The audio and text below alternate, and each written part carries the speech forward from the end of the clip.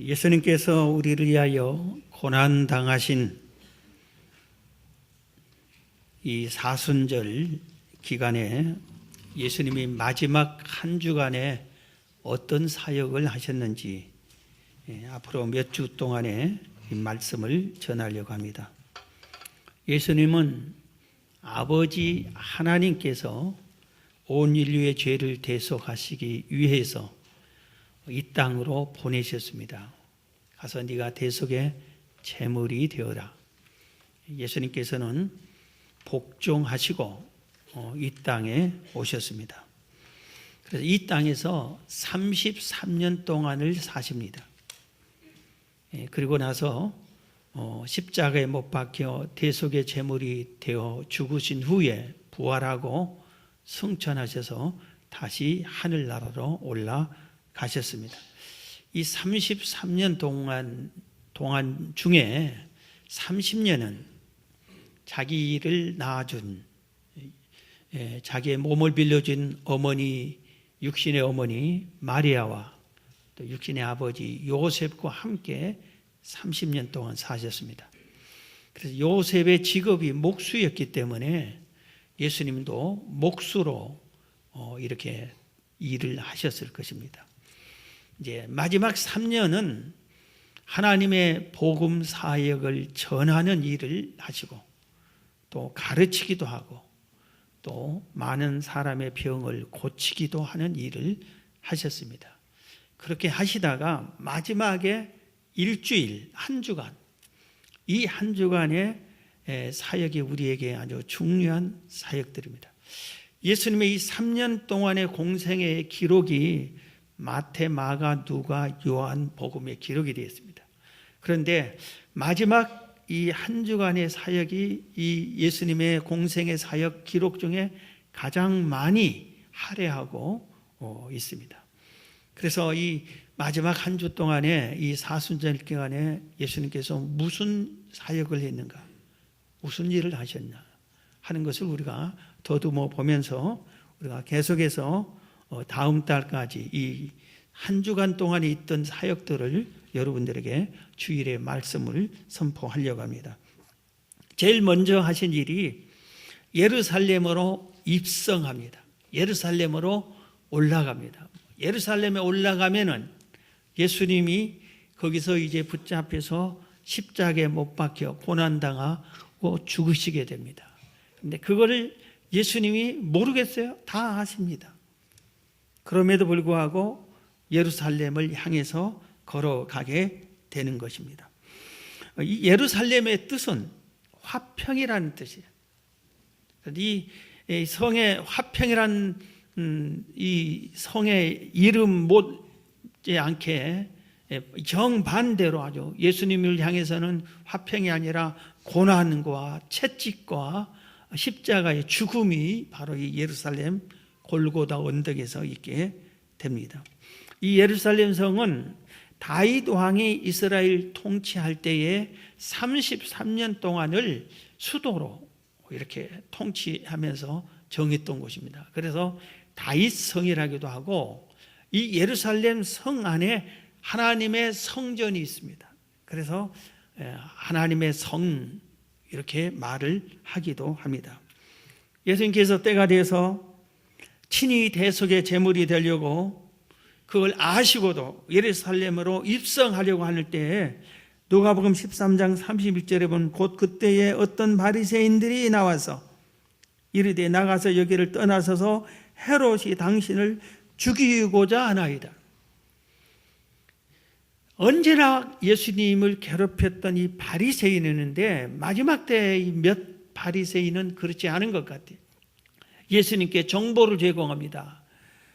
당신이 지금 예루살렘 성 안에 들어가면은 헤롯 왕이 붙잡아서 죽이려고 합니다. 그러니 피하세요 하고 그렇게 얘기해 줍니다. 그러나 예수님은 그렇지 않아요. 33절에 그러나 오늘과 내일과 모레는 내가 갈 길을 가야 하려니 선지자가 예루살렘 밖에서는 죽는 법이 없느니라.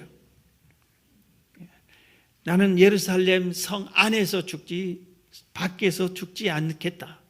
그렇게 하면서 예수님께서는 결단을 하시고 그렇게 예루살렘 성으로 들어가게 가시려고 하는 겁니다. 우리가 한번 생각해 보면은 우리가 어떻게, 우리 자신은 어떻게 해요? 내가 어디를 가겠다 하면 거기서 나를 괴롭히는 사람이 있다는 소식이 들으면은 어이쿠 하고 우리는 도망가지 않겠어요? 죽음은커녕 누군가 나에게 고통만 있고 그것이 위험스러운 곳이라 해도 우리는 그 자리를 피하고 말 것입니다. 그런데 예수님께서는 가면은 내가 붙잡혀 죽는다를 아시지만 내가 왜 이 땅에 왔느냐? 내가 이 땅에 온 것은 온 인류의 죄를 대속해서 죽으러 온 게 아니냐. 죄인들이 그들의 죄값으로 죽으면 다 지옥 가는데 내가 대신 저들의 죄를 대속해서 죄값을 갚아줘야지. 그 일을 하러 왔는데 내 사명을 이루기 위해서 나는 죽으러 온 것이다. 인류를 위해서. 그러면서 33살밖에 안 된 젊은 청년인 예수님께서 예루살렘 성을 도망가지 않고 도망가라고 정보를 제공해 준 사람이 있어도 그러지 않고 예루살렘 성으로 뚜벅뚜벅 올라간 겁니다. 사도행전에 보면은 사도 바울도 아주 비슷한 일을 당합니다. 예루살렘으로 가려고 합니다. 바울이 이곳 저곳 사방에 선교하면서 교회를 세우고 복음을 전하고 이렇게 하는데 이제 때가 돼서 예루살렘으로 가야 돼요. 성령께서 예루살렘으로 들어가라고 그럽니다. 그런데 거기는 가면은 바울을 붙잡아서 결박하겠다고 그리고 고난을 주겠다고 하는 것이 다 그 무리들이 기다리고 있는데도 불구하고 바울도 예수님처럼 예루살렘 성으로 이렇게 갑니다. 성경에 보니까 나를 예루살렘으로 가라고 명하신다 하는 것을 깨달은 이 바울이 에베소 교회 장로들을 초청합니다. 그리고 이 에베소 교회 장로들에게 간곡히 부탁합니다. 내가 너희들에게 3년이나 열심히 가르친 이 말씀을 기억해라. 그런데 때가 되면은 거짓 교사들, 이단들이 침투해서 성도들의 마음을 뺏어가서 멸망의 길로 끌고 갈 것이다. 그러니 너희들 정신 차려 근신해서 교회를 잘 지켜라. 하나님께서 핏값으로 세운 이 교회를 너희들이 잘 지켜라 하고 장로들에게 얘기를 합니다. 그리고 나는 예루살렘으로 간다. 그런데 이 장로들도 에베소 교회 성도들도 바울이 예루살렘에 가면 붙잡아 고난당하는 것을 알기 때문에 울면서 간절히 우리 주의 종이 거기 가지 않기를 간절히 만류를 합니다. 그럴 때 바울이 이런 말을 합니다. 사도행전 20장 23절에 오직 성령이 각성해서 내게 증언하여 결박과 환난이 나를 기다린다 하시나 내가 달려갈 길과 주 예수께 받은 사명 곧 하나님의 은혜의 복음을 증언하는 일을 마치려 하면은 나의 생명조차 조금도 귀한 것으로 여기지 아니하리라. 내가 예루살렘 가면은 환난과 결박이 나를 기다리는 건 나도 안다. 그리고 많은 사람들이 가지 마세요, 가지 마세요. 거기 가면 환난이 기다립니다. 그렇게 나를 사랑하는 마음으로 권면해 준 것을 안다. 그러나 내가 하나님께 받은 사명, 거기 가서도 복음을 전해야 되는데 복음을 전하다가 붙잡혀 죽을지 모르지만 나는 이 사명을 완수하려 하면은 내 생명도 조금도 아까워지 않겠다 하고 그 길로 가게 됩니다. 그래서 두로를 떠나 가이사라에 이르렀을 때 거기에 초대 예루살렘 교회 7 집사 중에 한 명인 빌립 집사님이 거기 있었어요. 그래서 그 집에 하루를 머물고 있는데 거기에는 4딸이 있었어요. 이 빌립 집사의 4딸이 하나님을 위해서 결혼도 하지 않고 처녀의 몸으로 하나님의 특별한 은사 예언을 받아서 복음을 전합니다. 그런데 한 예언자가 나타나서 당신이 예루살렘에 가면은 결박받는다. 사도 바울의 띠를 가지고 이 띠의 주인이 예루살렘에 가면은 결박받고 큰 환난을 당한다. 그렇게 예언을 합니다.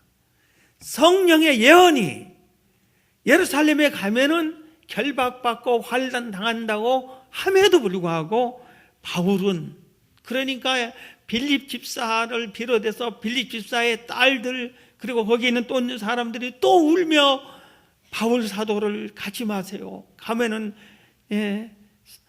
당신이 붙잡히고 가지 마세요. 그렇게 합니다. 그런데도 바울은 이렇게 말합니다. 사도행전 21장 12절 이하에 보면, 우리가 그 말을 듣고 그곳 사람들과 더불어 바울에게 예루살렘으로 올라가지 말라 권하니, 바울이 대답하되, 여러분이 어찌하여 울어 내 마음을 상하게 하느냐? 나는 주 예수의 이름을 위하여 결박당할 뿐 아니라 예루살렘에서 죽을 것도 각오하였느니라. 나는 예루살렘에서 하나님이 가라고 하니까 가는데, 가서 잘못하면 죽을 수 있다, 죽는다 할지라도 나는 각오하고 하나님 뜻에 순종해서 거기에 가서 복음 전하는 이 사명을 끝까지 할 거다 하고 출발을 합니다. 그리고 그 결론은 우린 잘 압니다. 바울은 붙잡히고 말고 고난을 당하기 시작을 합니다. 우리나라의 교계에서 언더우드 선교사 상이 있습니다. 우리나라의 부활절 날 최초의 정식 선교사로 최초로 우리 땅에 오신 언더우드 선교사를 기념해서 1년에 한 번씩 아니면 2년에 한 번씩인지 그 선교상을 선교사님들이 우리나라 세계 각국에 퍼져서 선교하는데, 그중에 가장 헌신적으로 또 많은 복음을 전하고 귀한 선교사님을 한 사람씩 언더우드 선교상을 시상을 합니다. 그런데 2012년은 언더우드 선교상을 받으신 선교사님이 계세요. 김철기 선교사님, 허운석 선교사님 부부입니다. 이 김철기, 허운석 선교사님 부부에게 하나님께서 부르셨습니다. 너는 인디오들에게 가서 복음을 전하라. 브라질 밀림 지역 검은 강가에 사는 인디오들에게 가서 복음을 전하라. 하나님께서 그리 가라 하고 명령을 하십니다. 이 밀림 지역은 강 이름이 검은 강이에요. 강물이 너무 검게 흐르기 때문에 검은 강이라고 부르는 겁니다. 그런데 거기에 그 밀림 지역, 검은 강이 밀림 지역으로 굽이굽이 흘러가는 곳에 지역, 또 띄엄띄엄 지역에 인디오 부족들이 이렇게 뭉쳐서 삽니다. 아무도 그곳을 가지도 않고 오라고 하지도 않고 갈 수도 없습니다. 가면은 배척당하는 곳입니다. 그렇기 때문에 아무도 가지 않습니다. 그런데 하나님께서는 그 인디오들도 하나님이 택한 하나님의 사랑받는 자녀들, 그들이 다 지옥 가는 것을 원치 않아서 지금 김철기 선교사 부부를 그리 가라고 말씀한 겁니다. 선교사를 가도 좀 괜찮은 데로 가고 싶지 그렇게 너무 험악한 데로 어떻게 가겠어요? 그런데 이 부부는 예 하고 갑니다. 거기를 가니까 거기에 아주 얼마나 아주 험악한 일들이 기다리는지 모릅니다. 딸 수산나, 아들 김지훈이 이렇게 네 식구가 거기에 가니까 독충, 또 무서운 뱀, 독사들, 숨쉬기 어려운 폭염, 더위, 온몸을 언제 붙은지 모르게 붙어서 살을 뜯어먹는 무서운 벌레들이 수없이 많습니다. 그런데 거기 가서 인디오들 많은 인디오들이 적대시하는 거예요. 우리끼리 사는데 이방인이 오는 것을 극히 경계하고 그들을 대적하고 몰아내려고 하고 죽이려고 하고 이렇게 합니다. 그리고 이들이 견뎌봐야 이 생활에 며칠 못 견디고 도망갈 거다 그렇게 생각했죠. 그런데 아무리 그렇게 괴롭혀도 이 선교사님 가족들이 거기에서 그 모든 것들의 어려움을, 특히 벌레들이 물고 나면은 온몸이 붓고 난리가 나는데 고통스러워서 견딜 수 없는데 그걸 참고 자기들에게 사랑을 베푸는 겁니다. 그리고 복음을 전하는 겁니다. 그래서 그들의 마음이 흔들리기 시작했어요. 이 선교사님 부부가 제일 어려운 게 뭐냐면 그들의 문화를 이해하고 받아들이는 거예요. 귀한 잔치 때나 손님이 오면은 특별 요리가 뭐냐면은 원숭이 머리를 요리를 해요. 그리고 개미탕. 여러분, 개미를 우리가 먹겠어요? 개미탕, 원숭이 머리 요리. 야, 그런데 그것을 주는데 못 먹는다가 안 먹을 수 있겠어요? 먹어야 같이 어울리지. 우리가 술 먹는데 술 안 먹어야 하면 따돌림 당하는 것처럼. 그래서 그들을 어울리기 시작하면서 이렇게 복음을 전했습니다. 그러다가 그들이 복음을 받아들여서 예수 믿는 사람이 생겨나고 그들 중에서 신앙 좋은 사람들을 신학교를 써요. 검은강 신학교. 신학교 이름이 검은강 신학교. 신학생들을 키워서 밀림 지역, 다른 지역으로도 파송하는 훌륭한 선교를 하기 시작을 했습니다. 그러다가 아내인 허운석 선교사님이 세상을 떴습니다. 그런데 이 선교사님이 죽기 전에 이렇게 유언을 남겼어요. 내 시체를 나의 조국, 내 고향에 묻지 말고 이 검은 강가에 묻어달라고 그럽니다. 그래서 김清남편이 거기다 장사를 지냅니다.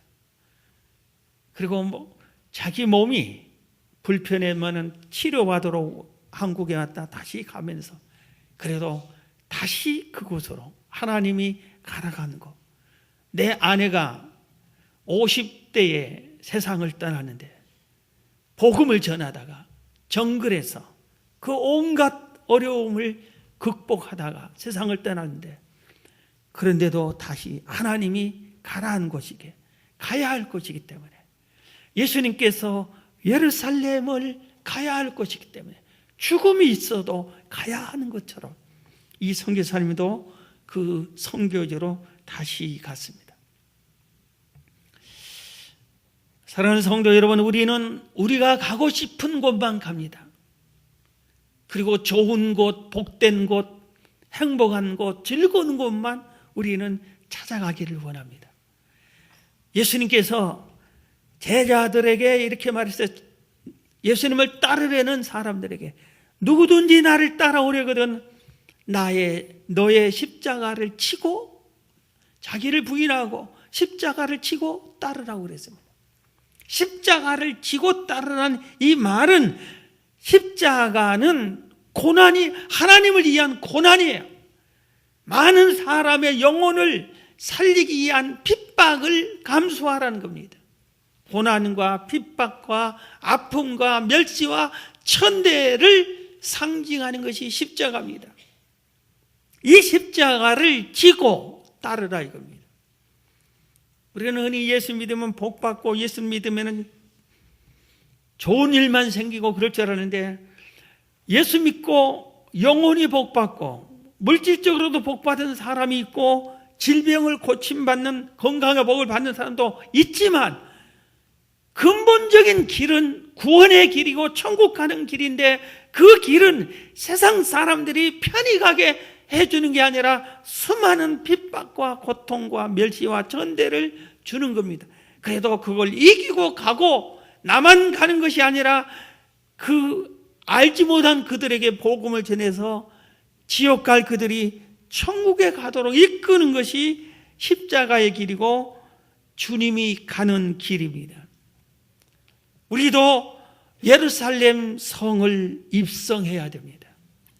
예수님의 뒤를 따라서 나도 예루살렘을 들어가야 되겠다. 사도 바울처럼 김철기, 허운석 선교사님처럼 나도 들어가야 되겠다. 가야겠다. 가기 싫은 것이지만 가야 되겠다. 죽음이 기다려도 가야 되겠다. 여러분 이 신앙을 이어받기를 주의 이름으로 축원합니다. 두 번째는 예수님이 예루살렘에 입성하면서 오늘 본문에 이런 내용이 납니다. 오늘 본문 1절부터 다시 봅니다. 그들이 예루살렘에 가까이 가서, 예루살렘에서 가는데 가까이 도착해서 감람산 벳바가에 이르렀을 때에 예수께서 두 제자를 보내시며 이르시되 너희는 맞은편 마을로 가라. 그리하면 곧 매인 나귀와 나귀 새끼가 함께 있는 것을 보리니 풀어 내게로 끌고 오라. 만일 누가 무슨 말을 하거든 주가 쓰시겠다 하라. 주가 쓰시겠다 하라. 그리하면 즉시 보내리라 하시니 이는 선지자를 통하여 하신 말씀을 이루려 하심이라. 일렀으되 시온 딸에게 이르기를 내 왕이 내게 임하나니 그는 겸손하여 나귀 곧 멍에 매는 짐승의 새끼를 탔도다 하라 하였느니라. 예수님이 이 땅에 탄생하기 700년 전에 하나님께서 이사야라는 선지자를 통해서 예수님에 대한 예언을 여러 가지 했는데 그 중에 하나가 예수님이 예루살렘에 입성할 때는 나귀 새끼를 타고 입성할 거다고 예언을 해놨습니다. 그래서 예수님은 그걸 다 아시기 때문에 예루살렘에 오다가 이제 예루살렘에 가까운 벳바가 지역에 도착했을 때는 두 제자를 불러서 야, 저 건너편 마을에 가라. 거기 가면은 나귀 새끼가 묶여 있을 것이다. 가져오너라. 내가 그걸 타고 예루살렘에 입성해야 되겠다. 그런데 누가 왜 가져가냐 그러면은 주께서 쓰시겠다 해라. 자, 우리 다 같이 따라합시다. 주께서 쓰시겠다 해라. 네, 주께서 쓰시겠다 해라. 그러면 줄 것이다. 그러면 가져오너라 그럽니다. 그래서 두 제자가 마을 건너편으로 갔어요. 갔더니 실제로 나귀가 엄마 나귀도 있고 나귀 새끼도 있고 이렇게 묶여 있습니다. 그래서 나귀 새끼를 풀어서 가지고 오니까 주인이 나타나서 여보시오, 왜 남의 나귀를 말도 없이 가져갑니까? 왜 가져갑니까? 하니까 제자들이 예수님이 가르쳐준 그대로 말했습니다. 우리 주님께서 쓰시겠다고 합니다. 우리 주님께서 이 나귀를 타고 예루살렘에 입성하시겠다고 합니다. 그러니까 예, 가져가세요. 그럽니다. 아무 소리도 않고 예 하고 가져가라고 합니다. 주께서 쓰시겠다고 합니까? 그렇게 하시라고 합니다. 그래서 예수님이 나귀가 딱 오니까 제자들이 한 제자가 겉옷을 그 위에 딱 얹어 놓으니까 예수님이 그걸 탔습니다. 그리고 예루살렘 성으로 들어가니까 성 안에 있는 사람들이 호산나 호산나 하면서 예수님을 찬양을 했습니다. 그리고 이스라엘 왕이여 하면서 영접을 합니다. 여기서 우리가 먼저 이 나귀 새끼를 생각해 봐야 돼요. 여러분, 망아지 새끼 등에 탈 수 있는 사람 우리 중에 누가 있을 것 같아요? 등에 탔다가는 여러분 낙상하기 백발백중 낙상합니다. 한 번도 사람을 태우지 않는 이 망아지 새끼 위에 올라타서 사람이 타고 다니는 말로 길르기 위해서는 아주 전문가들이 해야 됩니다. 저는 언젠가 그 몽고 지역에서 말 타는 이 망아지들을 훈련시키는 것을 한번 TV로 본 적이 있어요. 몽고 사람들은 모두가 말을 잘 타요. 그리고 생활이 말 타고 다녀요.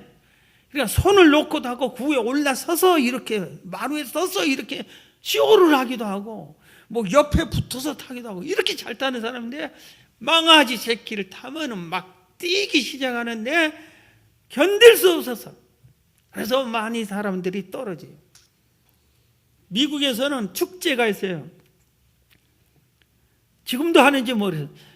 누가 소를 제일 오래 타는지 딱 타면은 타자마자 이 짐승이 막 팔짝팔짝 뛰는데 오래 타는 사람이 우승을 하는 이런 축제가 있을 정도예요. 그런데 신기하게도 이 나귀 새끼가 한 번도 자기 누가 안 타봤어요. 그런데 예수님이 딱 타는데 아주 익숙한 것처럼, 얼마나 새끼니까 무겁겠어요. 그런데도 뚜벅뚜벅 예루살렘 성을 향해서 걸어갑니다. 여러분, 우리가 바로 이 나귀 새끼 같이 돼야 돼요. 예수님께서 나의 위에 올라타서 가자, 전도하러 가자, 봉사하러 가자, 신방 가자, 예배 들으러 가자 하면은 예 하고 뚜벅뚜벅 가야지. 예수님이고 뭐고 내가 힘들어 죽겠는데 벌렁해서 예수님을 떨어뜨리면은 안 됩니다. 그 나귀 새끼 정말 기특한 것 같아요. 그 다음에 그 나귀의 주인이, 오늘날로 말하면은 내가 좋은 승용차를 하나 샀어요. 애지중지하고 있는데 갑자기 어떤 사람이 그 차를 타면서 부릉부릉 하면서 가지고 가려고 그래요. 왜 남의 차를 가져가냐니까 주님이 쓰시겠다 합니다. 그러면은 가져가세요. 그러겠어요? 이 나귀 주인이 주께서 쓰시겠다고 하니까 예, 가져가세요. 그럽니다. 얼마나 아까워, 얼마나 귀하게 이 나귀 새끼를 키웠겠습니까? 주께서 쓰시겠다 할 때 예 한 사람을 소개하려고 합니다. 성결교단에 큰 두 신학대학이 있는데 그 중에 하나가 성결대학교 있습니다. 거기에 설립자 김응조 목사님이 1963년도에 교단이 둘로 나눠졌는데 자기 편에는, 자기 바에는 신학교가 없었어요. 그래서 할 수 없이 자기 집에서 신학생을 뽑아서 가르쳤습니다. 50명을 가르치는데 그 다음에 2학년으로 올려보내고 1학년 신입생을 또 모집하는데 50명을 또 모집해서 100명이 집에서 신학생을 기르는데 도저히 감당이 안 돼서 특별 기도를 들어갔어요. 새벽 2시에 일어나서 기도하기 시작했어요. 하나님, 하나님의 종들을 기르는데 학교가 없습니다. 어떻게 해야 됩니까? 3개월째 기도하고 나니까 하나님께서 기도만 하지 말고 찾으러 나서라고 응답해 주셨죠. 그래서 찾으러 나가려고 하는데 어느 돈 많은 장로님 한 사람이, 저 장로님은 돈 있다고 부자라고, 그래서 그 장로님을 찾아가서 2시간 동안 하소연을 했는데도 10만 원 주겠다고 작정만 했어요. 그래서 너무 실망해가 이렇게 오는데 한 분이 홍대실 권사님을 소개해 주셨어요. 이분은 오늘날로 말하면 중견기업의 회장님 사모님이에요. 그런데 권사님이에요. 돈이 많은 권사님이에요. 그래서 이 권사님께 찾아갔어요. 권사님, 여차여차해서 신학생이 100명이나 집에서 가르치고 있습니다. 신학교가 있어야 되겠습니다. 권사님, 좀 신학교 하나 세워주세요. 그러면 주님이 기뻐하실 겁니다. 그렇게 얘기했어요. 그런데 권사님이 진지 드세요. 진지나 드십시오 하고 이렇게 하니까 말하기 전에는 제가 밥을 안 먹겠습니다. 그러니까 그러면 식사하시면 내가 말하겠습니다. 그래서 식사를 하고 나니까 얼마면 됩니까? 하고 물어보니까 그래도 100평씩 3층은 이제 300평짜리 건물은 있어야 될 것 같습니다. 그래서 제가 한꺼번에 할 수는 없고 1년에 한 층씩 세워드리겠습니다. 그래서 해결이 됐어요. 그런데 권사님이 1년에 3년에 할 걸 1년에 다 해줬어요. 그래서 신학생들이 모여서 공부를 가르치는데 전국에서 몰려오는데 순학생들이 너무 많아가지고 감당할 수가 없어요. 그 신학교를 다른 데로 옮겨야 되는데 들리는 소문에 이 신학교 건물을 세워준 홍대실 권사님이 몸이 아파 병들어서 병원에 입원하셨대요. 그리고 언제 돌아가실지 모르는데, 그런데 이분에게는 안양에 땅이 많이 사놓은 게 있다고요. 그 소식을 듣고 이 목사님이 다시 병원으로 신방 갔어요. 가서 기도해드리고 권사님, 언제 돌아가실지도 모르는데, 안양에 땅이 있다고 그러는데, 주님께 바치면 안 되겠습니까? 신학교를 너무 학생들이 많아서 옮겨야 되겠는데, 옮길 땅이 없습니다. 그래서 주님이 쓰시겠다 하면 좀 주시면 안 되겠어요? 그랬더니 이 권사님이 안양에 땅 22,228평을 주었습니다. 할렐루야. 그래서 거기서 신학교를 옮겨서 지금은 종합대학이 돼서 학생 수가 10,000명 가까이 돼요. 엄청나게 큰 대학이 돼요. 그래서 오늘 설교하기 전에 그 학교 전경을 있는 사진을 일부러 찾아서 보니까 어마어마하게 아주 큰 대학이 됐어요. 이 홍대실 권사님. 그래서 이 학교에서는 이 홍대실 권사님이 돌아가신 날에는 쉽게 말하면 추도 예배를 학교에서 해줍니다. 그래서 47년, 7주년 이 추도 예배를 학교에서 학총장님, 그 다음에 교단의 총회장님 이런 사람들이 와서 예배를 드렸다고 신문에 그게 나온 것을 보았습니다. 한 분 더 소개하면은 우리나라의 대학생 선교회 한국 대표로는 김준고 목사님이 초창기에 대학생들을 복음 전하는데 지하실에서 하는데 거기에 에어컨도 없고 비 오면 물 새고 곰팡이 쓸고 그곳에서 학생들은 차고 넘치고 견딜 수 없어요. 그래서 어디 하나 회관을 지어야 되겠는데 돈이 없어요. 학생들이 모금하기로 하는데 상상밖에 많은 돈을 모금했지만 땅이 없어요. 그런데 어느 한 분이 한 집사님이 세금정에 경치 좋은 곳에 별장 같은 집을 짓겠다고 땅을 사놓은 그 집사님이 있다는 소식을 들었어요. 그래서 이 김준고 목사님이 그 집사님을 찾아갔습니다. 집사님, 염치 없지만 제가 기도 많이 하고 드린 말인데 제 말이 마음에 안 들면 잊어버리세요. 그런데 제가 알기로 집사님이 세금동에 아주 좋은 터를 짓겠다고, 별장 같은 집을 짓겠다고 샀다는데 그거 주님께서 쓰시기로 하면 바치면은 어떻겠습니까? 하고 말했어요. 그런데 이 집 주인이 김준건 목사님이 자기를 만나러 한다고 할 때 자기도 기도를 했어요. 그래서 목사님이 그 말 할 줄 알고 여기 땅 문서 가져왔습니다 하고 들으세요. 그래서 거기서 이 세금장에 너무 경치 좋은 별장들이 사는 그런 곳에 넓은 땅을 거기서 회관을 짓고 또 부속 건물 짓고 이래서 목사님들 또 대학생들을 훈련시키는데 저도 거기 가서 한 주간 훈련을 받은 적이 있어요. 주께서 쓰시겠다 할 때 쓰십시오. 우리한테 주께서 쓰겠다 하면은 아니요, 이건 내 건데 이건 내가 주면 안 돼요. 우리는 그러지 않을까요? 그런데 주님께서 이렇게 쓰시겠다 할 때 이것 모든 것이 주의 것이니 주님이 쓰십시오 하는 분들도 많이 있다는 겁니다. 예수님께서 그걸 우리에게 가르친 겁니다.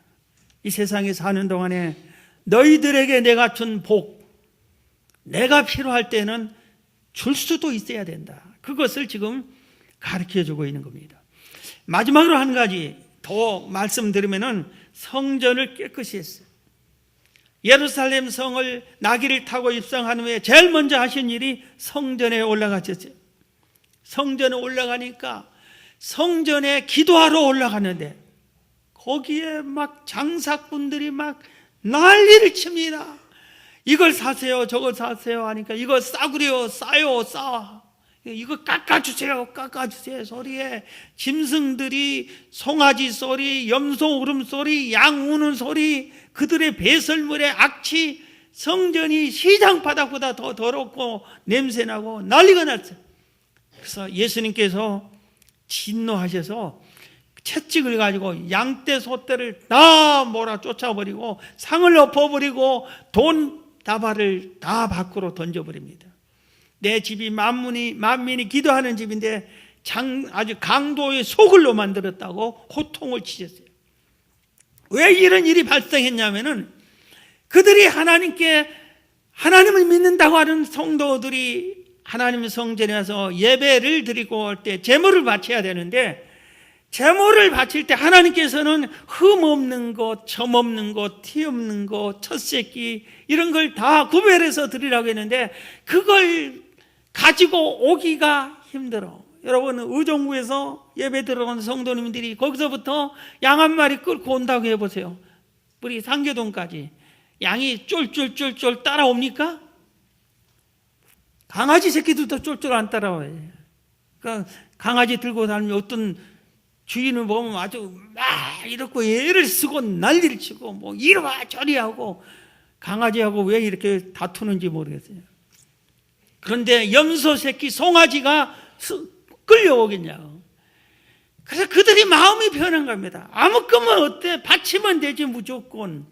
그래서 성전에서 장사꾼들이 생겨서 송아지 사세요, 양 사세요, 염소 사세요 파는데 그들이 여기서 100만 원 할 때 여기 10만 원 해주겠다고 100만 원짜리 쓰면 왜? 병드는 거, 곧 죽을 것. 그거 지금 받아 어차피 죽이는 거 이거 싼 걸 사지. 이런 식으로 해서 하나님께 드리는 정성은 아무것도 없고 하나님이 정해놓은 율법 법칙은 다 잊어버리고 자기 편리대로 하나님께 아무거나 바치면 되지. 자기 것에서 구별해서 드리라고 했는데 돈 주고 사서 막 드리고 이래서 하나님께 주님께서 진노하셨습니다. 여러분, 우리의 신앙생활을 어디서 중심을 두고 합니까? 예배당이에요. 교회 중심이에요. 우리의 교회가 하나님을 예배하는 곳, 하나님을 임재하는 곳, 기도하는 곳, 하나님을 만나는 곳, 하나님께 헌신하는 곳, 이곳에서 하나님 믿는 성도들끼리 교제를 나누며 충성하는 곳, 이 귀한 곳이 더러워지면은 주님이 성전을 깨끗하게 이렇게 상을 뒤엎어버리는 거예요.